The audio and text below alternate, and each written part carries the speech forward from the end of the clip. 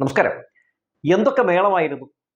A D G P M R Ajith കുമാറിനെതിരെ P V Anvar പരാതി എഴുതി കൊടുക്കുമ്പോൾ അതിൽ അന്വേഷണം നടക്കില്ല. A D G P M R Ajith കുമാറിനെ സംരക്ഷിക്കുന്ന നിലപാടാണ് മുഖ്യമന്ത്രി പിണറായി വിജയൻ സ്വീകരിക്കുക. ആ പരാതി നാലായിട്ട് മടക്കി ചവറ്റുകുട്ടയിലെറിയും എന്നൊക്കെ ആയിരുന്നില്ലേ പല രീതിയിലുള്ള കിംവദന്തികൾ പരന്നിരുന്നത്. പ്രതിപക്ഷവും ബി ജെ പിയും ഒക്കെ എത്തരത്തിലുള്ള ആരോപണങ്ങളാണ് ഇതുമായി ബന്ധപ്പെട്ട് ഉയർത്തിയത്. എന്നിട്ടിപ്പോൾ എന്ത് സംഭവിക്കുന്നു? അതായത് A D G P M R Ajith Kumar R S S നേതാക്കളുമായി ചർച്ച നടത്തിയതുമായി ബന്ധപ്പെട്ട ആ വിഷയത്തിൽ അന്വേഷണം പ്രഖ്യാപിച്ചിരിക്കുകയാണ്. ഡി ജി പിക്ക് അന്വേഷണത്തിന് ഉത്തരവ് നൽകിയിരിക്കുകയാണ് മുഖ്യമന്ത്രി പിണറായി വിജയൻ. ഇപ്പൊ എന്തായിരിക്കുന്നു? മാധ്യമങ്ങളും പ്രതിപക്ഷവും ഒക്കെ രാവും പകലുമൊക്കെ നടത്തിയിരുന്ന അന്തിച്ചർച്ചകൾ ജനങ്ങളിൽ തെറ്റിദ്ധാരണ പരത്താൻ വേണ്ടിയും ഇടതുപക്ഷത്തെ കടന്നാക്രമിക്കാൻ വേണ്ടിയുമായിരുന്നുവെന്ന് വീണ്ടും വീണ്ടും തെളിയുകയല്ലേ. അതായത് ഈ A D G P M R Ajith Kumar R S S നേതാവായിട്ടുള്ള ആർ എസ് എസിന്റെ ജനറൽ സെക്രട്ടറി ദത്താത്രേയ ഹൊസബാളയെയും അതുപോലെ തന്നെ രാം മാധവിനെയും ഒക്കെ കണ്ടു എന്ന വാർത്ത പുറത്തു വന്നപ്പോൾ മുതൽ ആ വിഷയവുമായി ബന്ധപ്പെട്ട മാധ്യമപ്രവർത്തകർ മുഖ്യമന്ത്രി പിണറായി വിജയൻ നടത്തിയ വാർത്താ സമ്മേളനത്തിൽ അദ്ദേഹത്തിനോട് അതുമായി ബന്ധപ്പെട്ട ചോദ്യം ചോദിച്ചപ്പോൾ എന്താണ് മുഖ്യമന്ത്രി പിണറായി വിജയൻ അന്ന് നൽകിയ മറുപടി? ഒരു രാഷ്ട്രീയ ചർച്ചയ്ക്ക് ഒരു പോലീസുകാരനെ അയക്കുന്ന നയം ഞങ്ങളുടേതല്ല.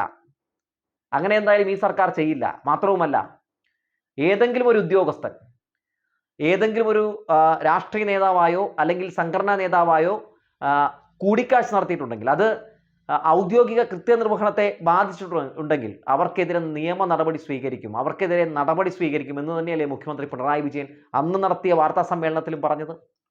അന്ന് എന്താണ് ഇതേ മാധ്യമങ്ങൾ പറഞ്ഞത്? അവർ കൊടുത്ത ക്യാപ്ഷൻ ഇങ്ങനെയായിരുന്നു: A D G P M R Ajith കുമാറിനെ സംരക്ഷിക്കുന്നു, അജിത് കുമാറിനെതിരെ അന്വേഷണം ഉണ്ടാകില്ല, പി വി അൻവറിനെ തള്ളി എന്നല്ലേ. ഇന്ന് ഏതെങ്കിലും മാധ്യമങ്ങൾ അന്ന് പച്ചക്കള്ളം പ്രചരിപ്പിച്ച, അന്ന് വ്യാജ വാർത്ത പ്രചരിപ്പിച്ച, അന്ന് കുത്തിത്തിരിപ്പ് വാർത്ത പ്രചരിപ്പിച്ച ഏതെങ്കിലും മാധ്യമങ്ങൾ അൻവറിനെ തള്ളാതെ മുഖ്യമന്ത്രി എന്ന് തിരുത്തി വാർത്ത കൊടുക്കുമോ? ഉണ്ടാകില്ലെന്നേ. എം ആർ അജിത് കുമാറിനെ കൈവിട്ടു മുഖ്യമന്ത്രി എന്ന് വാർത്ത കൊടുക്കുമോ? ഉണ്ടാകില്ലെന്നേ. അങ്ങനെ കൊടുത്താൽ സത്യം ജനങ്ങൾ അറിയും എന്നതാണ് പ്രശ്നം. തൃശ്ശൂർ പൂരവുമായി ബന്ധപ്പെട്ട് നമുക്കറിയാമല്ലോ, ഒരു റിപ്പോർട്ട് ഇപ്പോൾ തന്നെ സമർപ്പിച്ചിട്ടുണ്ട്. അതുമായി ബന്ധപ്പെട്ട് എന്തൊക്കെ പുകിലായിരുന്നു! ആ റിപ്പോർട്ടിൽ എന്താണ് ഡി ജി പി പറഞ്ഞിരിക്കുന്നത്? A D G P M R Ajith കുമാറിന് വീഴ്ച പറ്റി എന്ന് തന്നെയാണ് ഡി ജി പി പറഞ്ഞിരിക്കുന്നതെന്നാണ് നമുക്ക് അറിയാൻ സാധിക്കുന്നത്. അപ്പോൾ ഈ എം ആർ അജിത് കുമാറിനെ സംരക്ഷിക്കുന്ന നിലപാട് മുഖ്യമന്ത്രിയും സർക്കാരും സ്വീകരിക്കുന്നുവെന്ന് വരുത്തി തീർത്ത് ഘടകകക്ഷികളെ പോലും അവരെ പോലും തെറ്റിദ്ധരിപ്പിക്കാനാണ് നമ്മുടെ മാധ്യമങ്ങൾ ശ്രമം നടത്തിയത്. ആ രീതിയിലൊക്കെ ആയിരുന്നല്ലോ മാധ്യമ സൃഷ്ടികൾ. അതായത് ഈ വിഷയവുമായി ബന്ധപ്പെട്ട് നമുക്കറിയാം, പാർട്ടിയിൽ അല്ലെങ്കിൽ ഈ പറയുന്ന ഇടതുപക്ഷ ജനാധിപത്യ മുന്നണിയിൽ ഒരു രീതിയിലുള്ള വിള്ളലും ഉണ്ടായിരുന്നില്ല. പക്ഷെ ഉണ്ട് എന്ന് വരുത്തി തീർക്കുകയായിരുന്നു. A D G P M R Ajith കുമാറിനെതിരെ അന്വേഷണം വേണ്ടേ എന്ന് ചോദിക്കുമ്പോൾ പരാതി നൽകിയിട്ടുണ്ടല്ലോ എന്ന് തന്നെയാണ് ഇതുവരെ എല്ലാ സി പി എമ്മിന്റെ നേതാക്കളും പറഞ്ഞുകൊണ്ടിരുന്നത്. അന്വേഷണം നടക്കട്ടെ എന്ന് തന്നെയാണ് പറഞ്ഞുകൊണ്ടിരുന്നത്. പി വി അൻവറിനോട് എന്താണ് ഈ പറയുന്ന സി പി എമ്മിന്റെ സെക്രട്ടേറിയറ്റ് പുറപ്പെടുവിച്ച പ്രസ്താവനയിൽ പറഞ്ഞത്?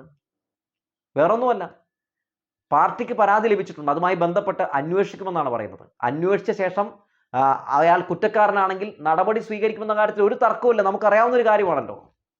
എന്നിട്ടും വ്യാജ വാർത്തകൾ പ്രചരിപ്പിച്ചു. ഇനിയിപ്പോ ഇദ്ദേഹത്തിനെതിരെ പി വി അൻവർ കൊടുത്തിരിക്കുന്ന എല്ലാ വിഷയങ്ങളും അന്വേഷണം നടക്കും കേട്ടോ. അതായത് ഈ ആർ എസ് എസ് ബന്ധം അദ്ദേഹത്തിനുണ്ടോ എന്ന കാര്യത്തെക്കുറിച്ച് ഒരു അന്വേഷണം നടത്തും. ഇനിയിപ്പോൾ തൃശ്ശൂർ പൂരം കലക്കാൻ വേണ്ടി ഏതെങ്കിലും രീതിയിലുള്ള ഗൂഢാലോചന നടത്തിയിട്ടുണ്ടോ, അതിൽ ഇദ്ദേഹം പങ്കാളിയാണോ? അന്ന് ദത്താത്രേയ ഹൊസബാളയെയും അതുപോലെ തന്നെ രാം മാധവിനെയും ഒക്കെ കണ്ടത് ഈ തൃശ്ശൂർ പൂരം കലക്കുന്നതുമായി ബന്ധപ്പെട്ട് എന്തെങ്കിലും ചർച്ച നടത്താനാണോ, അതിനുവേണ്ടിയാണോ കൂടിക്കാഴ്ച നടത്തിയത്? ഇതിനെക്കുറിച്ചൊക്കെ വ്യക്തമായ അന്വേഷണം നടത്തും, ഒരു തർക്കവുമില്ല കാര്യത്തിൽ. അപ്പോൾ അത്തരം വിഷയങ്ങളെയൊക്കെ വളരെ ഗൗരവത്തോടു കൂടി തന്നെയാണ് സർക്കാർ കാണുന്നതെന്ന സത്യം കൂടി പുറത്തു വന്നിരിക്കുകയാണ്. ഇതൊന്നും ഒരു മാധ്യമവും പറയാൻ ഒരു സാധ്യതയില്ല. ഇനിയിപ്പോൾ ഇത്തരത്തിൽ സത്യങ്ങൾ വിളിച്ചു പറയുന്നവർ പച്ചക്കള്ളങ്ങൾ വിളിച്ചു പറയുകയാണ്, അന്തം കമ്മിയായതുകൊണ്ടാണ് എന്ന രീതിയിലുള്ള ന്യായീകരണ ക്യാപ്സ്യൂളുകളൊക്കെ ഇറങ്ങാനുള്ള സാധ്യതയുണ്ട്. ഫാക്ട് വെച്ചാണ് നമ്മൾ സംസാരിക്കുന്നത്. അതുകൊണ്ട് തന്നെ നല്ല തൻ്റെ ഇടത്തോടു കൂടി തന്നെ ഇതൊക്കെ റിപ്പോർട്ട് ചെയ്യുന്നതിനും ഒരു മടിയുമില്ല.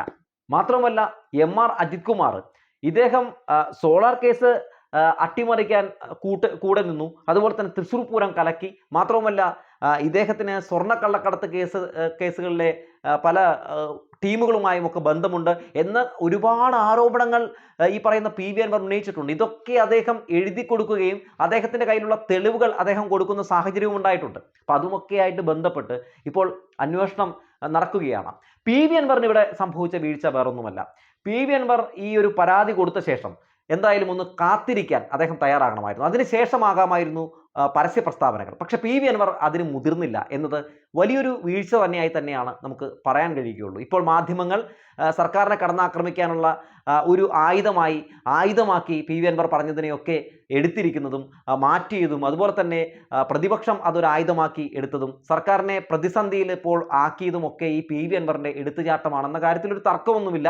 പി.വി. അൻവർ ഇത്തരത്തിലൊരു പരാതി കൊടുത്തിട്ട് അന്വേഷണം നടന്ന് റിപ്പോർട്ട് വരുന്നത് വരെ, അല്ലെങ്കിൽ അന്വേഷണത്തിന് ഉത്തരവിടുന്നത് വരെയെങ്കിലും അദ്ദേഹത്തിന് ഒന്ന് കാത്തിരിക്കാമായിരുന്നു. അദ്ദേഹം ആദ്യം നടത്തിയ ഈ പറയുന്ന വാർത്താ സമ്മേളനത്തിൽ പി.വി. അൻവർ പറഞ്ഞിരുന്നത് 1 മാസം കാത്തിരിക്കുന്നതിൽ ആർക്കും ഒരു ബുദ്ധിമുട്ടില്ലല്ലോ, എന്തായാലും മുഖ്യമന്ത്രി അന്വേഷണം പ്രഖ്യാപിച്ചിട്ടുണ്ട്, അന്വേഷണങ്ങളൊക്കെ നടക്കട്ടെ എന്നായിരുന്നു.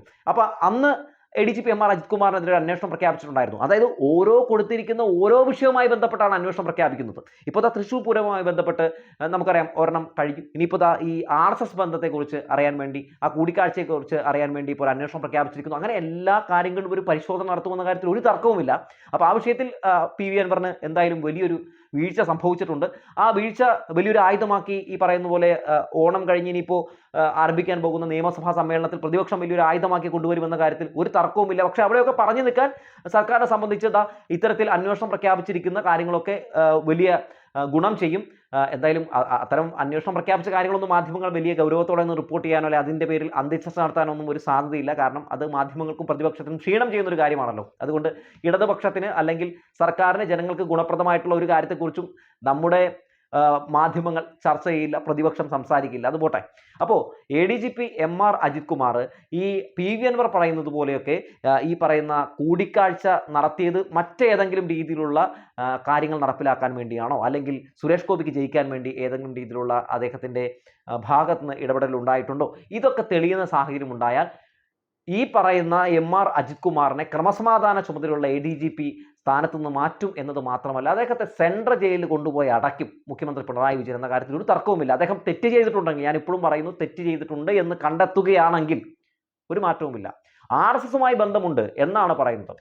RSSുമായി ബന്ധമുണ്ടെന്ന് പറയുമ്പോൾ നമുക്കറിയാമല്ലോ, ഏറ്റവും കൂടുതൽ CPM എതിർക്കുന്ന ഒരു സംഘടനയാണ് RSS എന്ന് പറയുന്നത്. RSSനെ നിരോധിക്കണം എന്ന് നിരന്തരം പറഞ്ഞുകൊണ്ടിരിക്കുന്ന ഒരു പാർട്ടിയാണിത്, കമ്മ്യൂണിസ്റ്റ് പാർട്ടി. അതുകൊണ്ട് RSSുമായിട്ട് ചങ്ങാത്തമുണ്ടെങ്കിൽ, RSSുമായിട്ട് ഇത്തരത്തിൽ ഏതെങ്കിലും ബന്ധമുണ്ടെങ്കിൽ, അല്ലെങ്കിൽ ഈ പറയുന്ന RSSന് BJPക്ക് നേട്ടമുണ്ടാക്കാൻ വേണ്ടി ആരെങ്കിലും അത്തരത്തിലുള്ള ചെയ്തികൾ, കൂടിക്കാഴ്ച നടത്തിക്കൊണ്ട് ചെയ്തികൾ ചെയ്തിട്ടുണ്ടെങ്കിൽ അവരെ ആരെയും സംരക്ഷിക്കുന്ന ഒരു നിലപാടും മുഖ്യമന്ത്രി പിണറായി വിജയനോ സർക്കാരോ പാർട്ടിയോ സ്വീകരിക്കില്ല എന്ന കാര്യത്തിൽ ഒരു തർക്കവുമില്ല. എന്തായാലും സ്വീകരിക്കും. Political secretary P. ശശിയെക്കുറിച്ച് ഇപ്പോൾ മാധ്യമങ്ങളിൽ ആരെങ്കിലും വാർത്ത കാണുന്നുണ്ടോ? വാർത്ത കാണാൻ ഒരു സാധ്യതയുമില്ലെന്ന്. കാരണം എന്താണെന്ന് അറിയൂ, P. ശശിക്കെതിരെ അന്വേഷണം നടന്നുകൊണ്ടിരിക്കുകയാണ്. P.V. അൻവർ എഴുതി കൊടുത്തിരിക്കുന്ന പരാതിയുടെ അടിസ്ഥാനത്തിൽ, നൽകിയിരിക്കുന്ന തെളിവുകളുടെ അടിസ്ഥാനത്തിൽ P. ശശിക്കെതിരെ അന്വേഷണം നടന്നുകൊണ്ടിരിക്കുകയാണ്. അതുകൊണ്ടാണ് നമ്മുടെ മാധ്യമങ്ങളൊന്നും ഇപ്പോൾ കുറച്ച് ദിവസമായിട്ട് P. ശശി എന്ന് പറയുന്ന പേര് പറയാത്തത്. അതായത് ഈ പാർട്ടിക്കും സർക്കാരിനും കൊടുത്തിട്ടുള്ള പരാതികളുടെ അടിസ്ഥാനത്തിൽ അന്വേഷണം വളരെ സുതാര്യമായി തന്നെ നടന്നുകൊണ്ടിരിക്കുകയാണ്. ആ കാര്യത്തിൽ, ആ നടന്നുകൊണ്ടിരിക്കുന്ന അന്വേഷണത്തിൽ പൂർണ്ണ വിശ്വാസം P.V. അൻവറിനുണ്ട് എന്ന കാര്യവും നമുക്കറിയാം. അദ്ദേഹം ഇനി ഒരു പരസ്യ പ്രസ്താവനയ്ക്കും ഇല്ല എന്ന് പറയുമ്പോഴും അദ്ദേഹത്തിന്റെ വായിൽ കോലിട്ട് കുത്തി ഈ സർക്കാരിന് എതിരെ എന്തെങ്കിലുമൊക്കെ കിട്ടും, അല്ലെങ്കിൽ എതിരാക്കാൻ രീതിയിലുള്ള എന്തെങ്കിലും കിട്ടുമെന്ന് വിചാരിച്ച് നമ്മുടെ മാധ്യമങ്ങളും ചില പ്രതിപക്ഷത്തിലെ ചില അംഗങ്ങളും ഒക്കെ കുരയാണ്. കുരച്ചോട് ഒരു കുഴപ്പമില്ല. ഞാൻ എന്തായാലും ഇനി ഈ വിഷയവുമായി ബന്ധപ്പെട്ട ഒരു പരസ്യ പ്രസ്താവനയ്ക്കില്ല എന്ന് P.V. അൻവർ പറഞ്ഞിട്ടുണ്ട്. എന്തായാലും ഇപ്പോൾ ഈ വിഷയവുമായി ബന്ധപ്പെട്ട് P.V. അൻവർ പറഞ്ഞിരിക്കുന്ന വിഷയങ്ങളുമായി ബന്ധപ്പെട്ട് അന്വേഷണം നടത്തേണ്ടതുണ്ട്. അതിൽ കഴമ്പുണ്ടോ എന്ന് അറിയേണ്ടതുണ്ട്. P.V. അൻവർ പറഞ്ഞിരിക്കുന്ന വിഷയങ്ങളുമായി ബന്ധപ്പെട്ട് തെളിവുകളുടെ അടിസ്ഥാനത്തിൽ, അതായത് തെളിവുകൾ ഉണ്ടെങ്കിൽ അതിൻ്റെ അടിസ്ഥാനത്തിൽ ഇവരൊക്കെ കുറ്റം ചെയ്തിട്ടുണ്ട് എന്ന് തെളിയുകയാണെങ്കിൽ ഇവരെയൊക്കെ എല്ലാവരെയും ഒഴിവാക്കും എന്ന കാര്യത്തിൽ ഒരു തർക്കവുമില്ല.